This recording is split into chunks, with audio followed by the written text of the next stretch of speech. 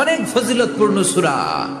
বিশ্বনবী এই সূরাটাকে বড্ড বেশি ভালোবাসতেন। বিশ্বনবী সাল্লাল্লাহু আলাইহি ওয়াসাল্লাম ফজরের যে 2 রাকাত সুন্নাত, মাগরিবের যে 2 রাকাত সুন্নাত, এই সুন্নাত নামাজে এই সূরাটা পড়তেন। জোরে পড়েন সুবহানাল্লাহ। আবার যারা হজ উমরা করতে গিয়েছেন, তাওয়াফ করা লাগে, ফরজ তাওয়াফ আছে, নফল তাওয়াফ আছে, 7টা টার্ন করা লাগে। হাজরে আসওয়াদ থেকে শুরু করে আবার হাজরে আসওয়াদ পর্যন্ত 1 চক্কর, এরকম 7টা চক্কর দিলে হয় একটা তাওয়াফ। সব আল্লাহর ওলিরা, পৃথিবীর সব মুসলমানরা আল্লাহর এই ঘরকে কেন্দ্র করে প্রতিদিন তাওয়াফ করে। কোন সুবহানাল্লাহ। এবং তাওয়াফের এই ইবাদতটা পৃথিবীর শুধু ওই এক জায়গায় করা যায়। নামাজ পৃথিবীর সব জায়গায় পড়া যায়, ঠিক কিনা? মসজিদুল হারামেও পড়া যায়, বাংলাদেশেও পড়া যায়। জিকির আল্লাহর ঘরেও করা যায়, এখানেও করা যায়। দান ওখানেও করা যায়, এখানেও করা যায়। কিন্তু তাওয়াফের মতো ইবাদত, এটা কি সব জায়গায় করা যায়? নাগাইশে তাওয়াফ করতে পারবেন? সিঙ্গাপুরে পারবেন? আমেরিকায় পারা যাবে? পারা যাবে কোথায়? আল্লাহর ঘরকে কেন্দ্র করে মক্কাতুল মুকাররমাতে প্রতিদিন আল্লাহর ঘরের উপর 120টা রহমত নাজিল হয়। সিদ্দিন আলী তাইফিন, তার মধ্যে থেকে 60টা রহমত হচ্ছে যারা আল্লাহর ঘরকে তাওয়াফ করে তাদের জন্য।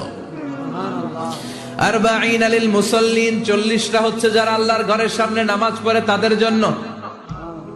40 আর 60 মিলে 100, বাকি রইল কয়টা?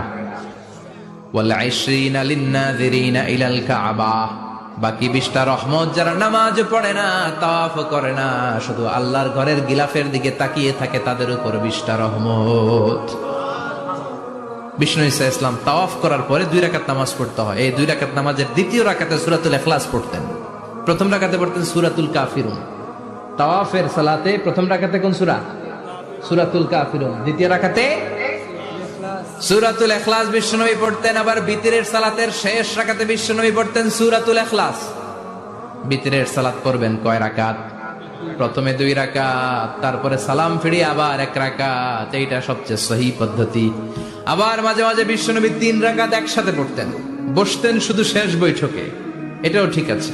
আবার আমরা যেটা পড়ি বাংলাদেশে, এটারও দলিল আছে, তবে আম দলিল, এটার খাস দলিল নাই, স্পেসিফিক দলিল নাই। বিশ্বনবী বলেছেন তোমরা বিতরের নামাজকে মাগরিবের নামাজ থেকে আলাদা করে পড়ো। আমরা সেটাও করি, কারণ মাগরিবের নামাজে আমরা 3 রাকাতের পরে এরকম আল্লাহু আকবার বলে হাত উঠাই, তো আলাদা হইছে না? আবার আমরা আল্লাহুম্মা ইন্না নাস্তাইনুকা পড়ি, এটা কি মাগরিবের নামাজে পড়ি নাকি? তাহলে পার্থক্য আছে না নাই? তবে প্রথম 2টা বেশি শক্তিশালী। রাতে 2 করে নামাজ পড়বেন, সব শেষে আপনি 1 রাকাত পড়বেন। বিষ্ণু বলেছেন ইজআলু আখিরা সালাতিকুম ফিল লাইলি বিতরা, তোমরা রাতের শেষ নামাজটাকে বিতরের নামাজ বানিয়ে দিও। সুবহানাল্লাহ পড়েন। এইজন্য যাদের তাহাজ্জুদের অভ্যাস আছে, তাহাজ্জুদের পরে পড়া সুন্নাত।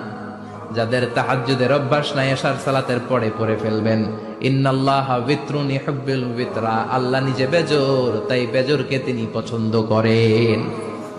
এজন্য দিনের নামাজ, রাতের নামাজ সবই বেজর। সারাদিন যা পড়লেন, মাগরিবের 3 রাকাত পড়ার মধ্য দিয়ে সব বেজর হয়ে যায়।